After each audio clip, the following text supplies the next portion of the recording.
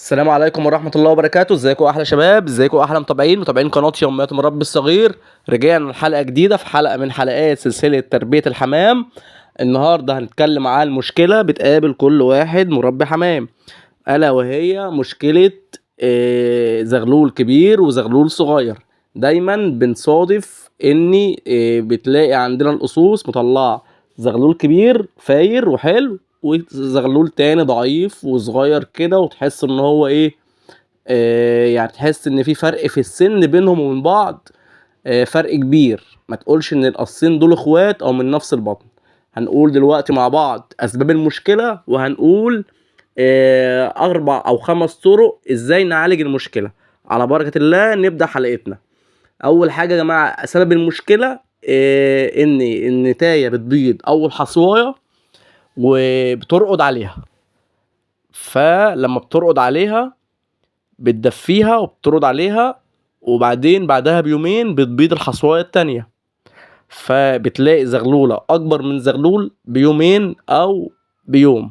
في خلال اليوم او اليومين لما الزغلول بيفقس بيكون اكل اللبة كله، ويكون واحد واكل وشبعان وعمره اكبر من العمر التاني اللي بيكون اصلا لسه ما فقسش ولسه في البيضة. فبالتالي بيفضل الكبير ياكل، والصغير على ما بيوصل لحجم التاني بيكون خلاص اصلا فرق اللبة كله والغذاء كله الزغلول الكبير خده. وفي نفس الوقت الاهالي بتهمل الصغير لانه بيكون ضعيف.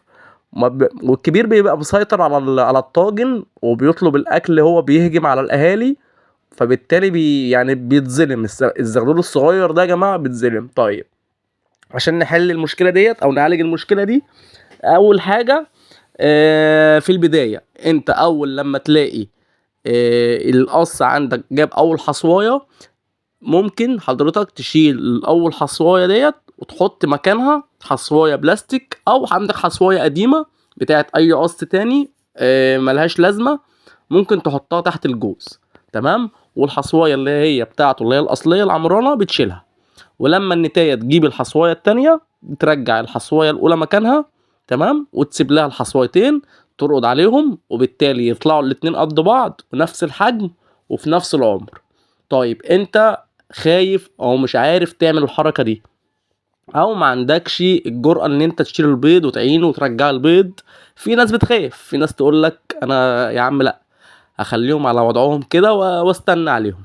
طيب هقول لك برضو الحل برضو لو انت ملحقتش تعمل الحركة دي. افترضنا ان الزغلول الكبير خلاص فقس واكل اللبة، تمام، والتاني ضعيف. يا اما حضرتك تشوف عندك حمام تاني في نفس العمر او في نفس الاحجام الزغاليل اللي عندك وتبدل. بمعنى ان انت تشيل الحمامة الكبيرة، الفرد الكبير اللي هو الفأس الاول، وتحطه مع اخواته التانيين اللي موجودين في عين تانية، وتسيبهم لهم الضعيف يأكلوا فيه براحتهم. تمام. ويغذوه شوية ويكبروه. تمام. 3 4 ايام وتبقى ترجع لهم تاني ايه، القص الكبير، الفرد الكبير. طيب ما عندكش حمام في نفس العمر او في نفس يعني في نفس الرينج من السن بتاع العمر. تمام. طريقة برضو تانية ان انت وقت الكلفة او وقت ما تيجي تكلف الحمام بتاعك بتشيل الفرد اللي هو الزغلول الكبير شوية، تبعده عن اخوه الضعيف، بحيث ان الاهالي اول ما ياكلوا الكلفة وياكلوا ويشربوا ويروحوا عشان خاطر ياكلوا الزغاليل، ما يلاقوش غير الزغلول اللي هو الصغير ده، فيعتبر ياكل لوحده، فحجمه يتضاعف شوية. تمام. ولما تحس ان هو حصلته اتملت وخلاص اكل وشبع، ابدأ رجع تاني الزغلول الكبير، يقعدوا عليه يدفوه برضو ياكلوه، ويبقى كده اتكرر العملية ديت 4 5 ايام. هتلاقي الزغلول الصغير جاب شوية وزن اخوه او حجم اخوه، فخلاص تلاقي نفسك العملية بتبدأ تتظبط، وبتبدأ انت مش بتحتاج تعمل الحركة دي. يبقى احنا كده قلنا اول طريقة ان انت بتشيل اول البيضة وتحط بيضة بلاستيك. تمام.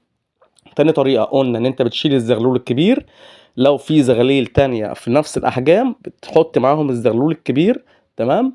وتسيب الصغير لوحده. تالت طريقة قلنا ان انت وقت الكلفة بتقدر ان انت تشيل الزغلول الكبير تبعده، وتدي فرصة للاهالي ان هم ياكلوا الزغلول الصغير. طيب رابع طريقة، لو انت عايز تساعد ممكن انت تساعد.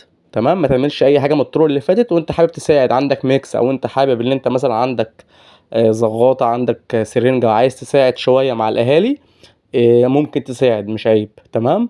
وتتابع برضو وتلاحظ ومش عارف ايه وكده. بس انا مش يعني ايه، مش بحب الجو الميكس وجو الزغطات والحاجات دي، بتبقى برضو ايه، بسيب برضو الطبيعة تاخد يعني ايه كل حاجة ايه على طبيعتها احسن. يعني انا ما عندي بحب الاهالي تاكل وتزق افضل من ان البني ادم يدخل ويلعب ومهما اصل انت هتحط ميكس ايه، هتحط علف، هتحط ايه يعني برضو مهما كان الحاجات دي برضو بتبقى عايزة مطهر معوي، وعايزة فلاجيل، وعايزة. انت ممكن تعملها لو القصر غالي والفرد غالي عليك مفيش مشكلة. تمام. دي كده الطريقة التالتة. طيب الطريقة الرابعة او الطريقة الخامسة، ان انت بتشوف برضو احجام. لو عندك مثلا قص تاني بعد الجوز ده فقس وعنده مثلا لسه بيأكل لبة، تمام، مفيش مانع ان انت تشيل الزغلول الضعيف وتحطه مع الزغاليل اللي هي اللبة، بحيث برضو ان هو ياخد برضو شوية لبة يسندوه شوية. تمام.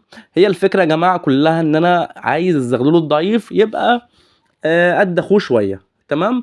معاكم 5 طرق يا جماعه. اول طريقه طريقه البيض، تشيل البضايه، تحط بضايه بلاستيك او بضايه رايقه. تاني طريقه ان انت بتحاول تسند مع الحمام. تالت طريقه ان انت وقت الكلفه بتبعد الذكر الفرد الكبير وتحط فرد صغير، الفرد الصغير ياكل الاهل ياكلوه. رابع طريقه ان انت تنقل الفرد الكبير تنقله مع قص تاني، او في طريقه خامسه بتنقل الفرد الضعيف مع برضه قص تاني. باختصار هي دي ال5 طرق. تمام. وبالتوفيق يا رب ليكم. واي حد برضو عنده سؤال، عنده اي استفسار، مع بعض في الكومنتات. ما تنسوناش يا جماعة في اللايك والاشتراك في القناة. وبالتوفيق لحضراتكم جميعا، والسلام عليكم ورحمة الله وبركاته.